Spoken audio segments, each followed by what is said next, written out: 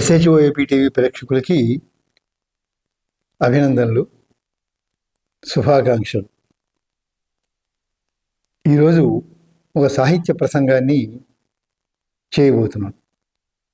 మనం లోగడ చెప్పుకున్నాం, రత్న కవి అని ఒక కవిగారు ఉండేవారని, అనేక కావ్యాలు రాశారు, సాహిత్య కార్యక్రమాన్ని నిర్వహించారు అనే విషయాన్ని గురించి సమగ్రంగా ఒక వీడియోలో తెలియజేయడం జరిగింది. ఆ రత్నకవి గారు రాసినటువంటి కావ్యాల్లోనే ఒక కావ్యాన్ని గురించి నేను మీకు స్థాళీపులాక న్యాయంగా తెలియజేస్తాను.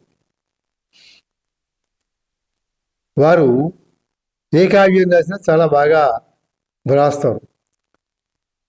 వారు లోగడ రాసినటువంటి మొరాన్ కన్య అనేటువంటి కావ్యాన్ని చదివి చాలామంది మెచ్చుకున్నారు. ముఖ్యంగా గుర్రం జాషువా గారు కూడా ఆ కావ్యం చదివి వారి అభిప్రాయాన్ని తెలిపారనమాట. ఏమని అంటే, ఈ కావ్యం యొక్క నడకలో బెళగుదనం ఉన్నది, తర్వాత ముద్దులు మూటగట్టే పదాలున్నాయి, చాలా బాగుంది అని చెప్పి మహాకవి గుర్రం జాషువా గారు కొనియాడటం జరిగింది వీరి ఇంకొక కావ్యాన్ని గురించి. అలాగే ఇతరులు కూడా చాలా ప్రశంసించారు ఈ కావ్యాన్ని గురించి. ఇప్పుడు ప్రస్తుతం మనం సమీక్ష చేసుకోబోయే కావ్యం ఏంటంటే మైనాదేవి అని. ఈ మైనాదేవి అనేది మంచి కావ్యం. వీరి కావ్యాన్ని గురించి కూడా బొంబాయి సాహిత్య పరిషత్ పత్రిక సంపాదకులు ఎస్ఆర్ టికేకర్ గారు చాలా బాగా రాశారనమాట. I don't know how to thank you adequately for your kindness అని చెప్పి రాశారు. చాలా బాగా ఉంది. ఈ కావ్యంలో 167 పద్యాలు ఉన్నాయి. ఇది దేశభక్తిని కలిగించేటువంటి కావ్యం.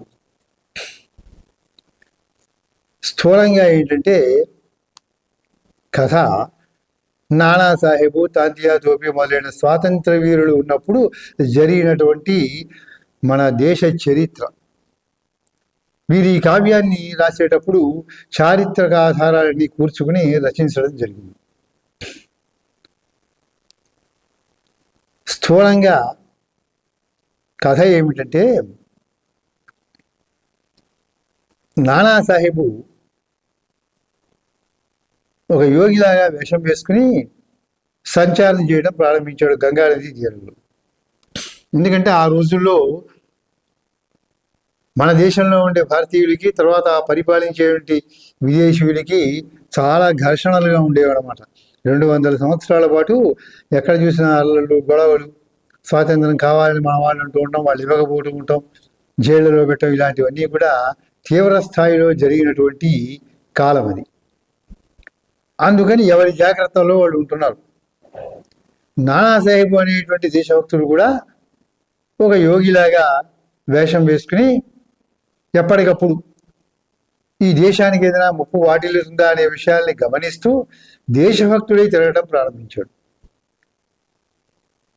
ఇలా తిరుగుతూ ఉండగా రామపాలుడు అనే ఆయన్ని కలుసుకున్నప్పుడు మీరెవడు అని పరిచయం చేసుకున్నప్పుడు ఈయన ఏమన్నాడంటే, నేను ఈ నానాసాహెబ్ ఏం చెప్పాడంటే, యోగి వేషంలో ఉండి మాది విఠలపురము అని చెప్పాడు.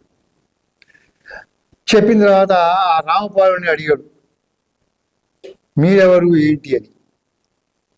అడిగినప్పుడు ఆయనకి అనుమానం వచ్చిందనమాట.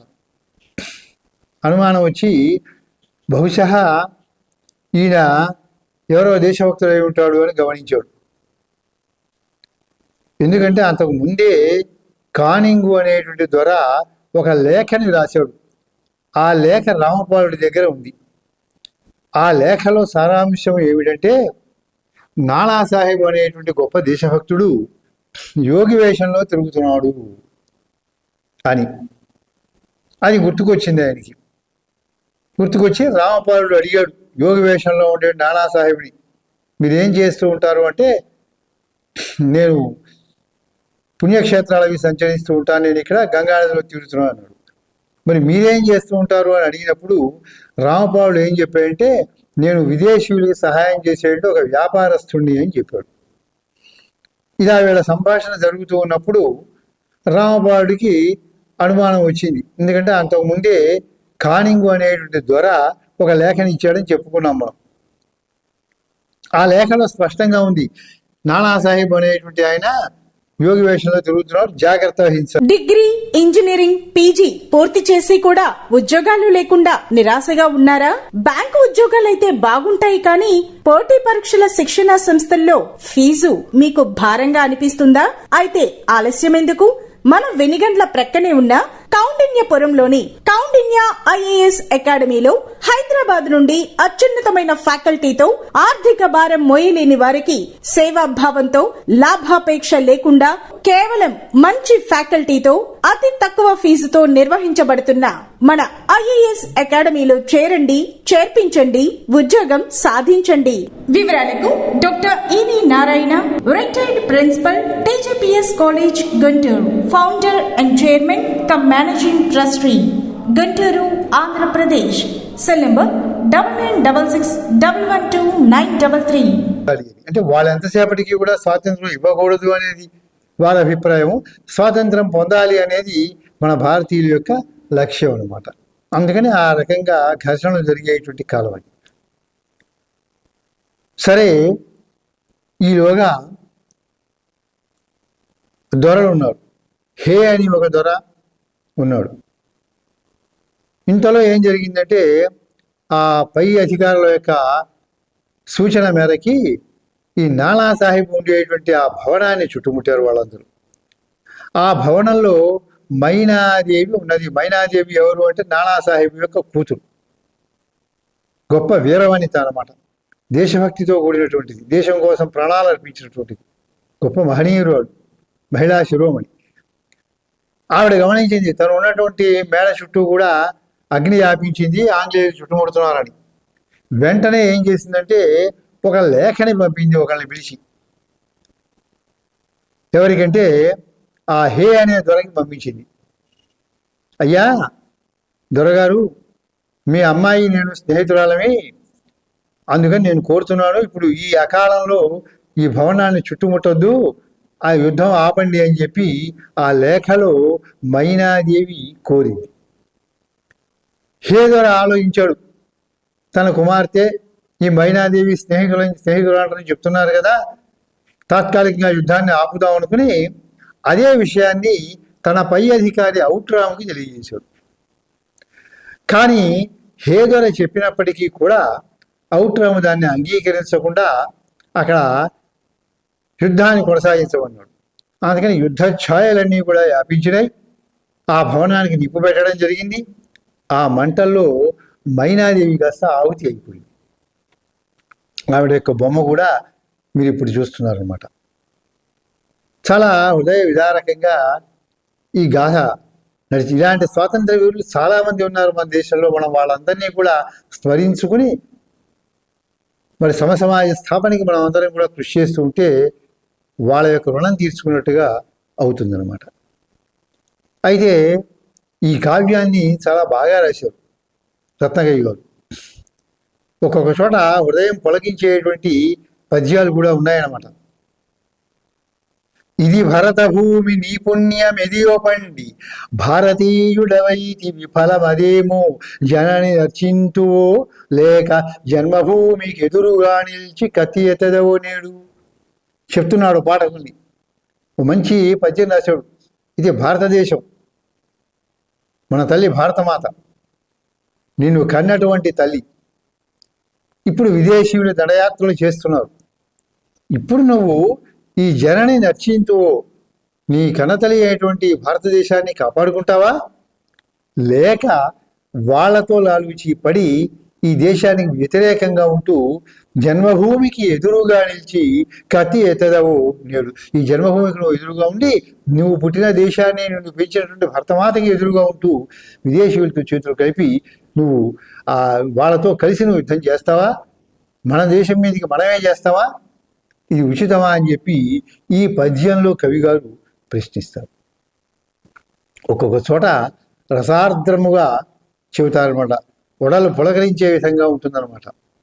తోడి దేశములు కందోయి విప్పని వేళ నర్తించి కులికిన నాక భూమి. ఎటువంటిది నా దేశం? చాలా గొప్పది. మన తోటి దేశాలన్నీ కూడా ఇంకా పూర్తిగా కళ్ళు విప్పకముందే, అంటే వాళ్ళు కొన్ని పరిశోధనలు ఇంకా ఆనాటికి చెయ్యక ముందే మన దేశంలో ఎన్నో పరిశోధనలు సాగినాయి. ఆ విషయాలు ఒక్కొక్కటి కూడా నేను లోగడ నిరూపించాను. ఇంకా కొన్ని కూడా చెబుతానమాట. మన దేశంలో ఉండే శిల్పకళలు కానీ, యంత్ర విజ్ఞానం కానీ ఎన్నెన్నో ఉన్నాయి, అద్భుతమైనటువంటివన్నీ. అవన్నీ నశించిపోయినాయి అనమాట. ఎన్నో ఉన్నాయి. కనుక తోడి దేశములు కందోయి విప్పని వేళ నర్తించి కులికిన నాక భూమి. ఆ రోజు నాట్యం చేసింది మన దేశం అద్భుతంగా అనమాట. కనుక అటువంటిదయ్యా నీ దేశం, ఈ దేశభక్తి నీకు ఉండాలి అని చెప్పి చెప్పారనమాట. ఈ రకంగా అడుగడుగునా కూడా దేశభక్తిని ప్రబోధిస్తూ కవిగారు ఈ మైనాదేవి అనే కావ్యాన్ని రాశారు. ఘట్టాలు చిన్నవైనప్పటికీ కూడా వీటిని బాగా రసవత్తరంగా పెంచి పోషించి చక్కని కావ్యాన్ని వారు రచించి అందించారనమాట. కనుక మనం అందరం కూడా మహాకవులు ఏం చేస్తారంటే వాళ్ళ పని వాళ్ళు చేస్తారు. కవి కరోతి కావ్యాన్ని లాలయత్యుత్తమో జలహ అన్నారు. అంటే కవి కావ్యాలు రాస్తాడు, వాటిని చదివి ఆనందించి ఆచరించడం ప్రజల యొక్క కర్తవ్యం. కనుక మన దేశం యొక్క గొప్పతనాన్ని గురించి, మన భారత భూమిని కీర్తిస్తూ స్వాతంత్ర వీరులకి వాళ్ళకి అభినందనలు తెలియజేస్తూ రాసినటువంటి కావ్యం అన్నమాట. కనుక చేయి మోర్చి వాళ్ళందరినీ కూడా కీర్తించాలి అని తెలియజేస్తూ ఈ కావ్యాన్ని రచించారు రత్నయ్య గారు. దీంట్లో 167 పద్యాలు ఉన్నాయన్నమాట. 167 పద్యములతోటి చక్కగా రసవత్తరంగా రచించారు. ఇది ఆనాడు పత్రికల్లో ప్రచురింపబడింది. తెలంగాణ నుంచి వచ్చేవి. సుజాత అని, గోల్కొండ వ్యాపారి, ఇట్లా రకరకాల సాహిత్య పత్రికలు కూడా వస్తూ ఉండేవి. ఆనాటి సాహిత్య పత్రికలలో ఇది ప్రచురింపబడింది. చెడువును వదిలించి మంచికి బావుటాలెత్త తనువులర్పించిన ధర్మభూమి. ఈ రకంగా మన యొక్క హృదయం ఉప్పొంగే విధంగా కూడా ఘట్టాలు ఉన్నాయి. కనుక చక్కని తెలుగులో మధురమైన భావాలతో దేశభక్తిని నింపుతూ ప్రతివారు చదవదగినటువంటి ఇది ఒక గొప్ప కావ్యం అని తెలియజేస్తూ ఇంకొక పరిచయాన్ని ఇంకొక వీడియోలో నేను చేస్తాను. శుభం.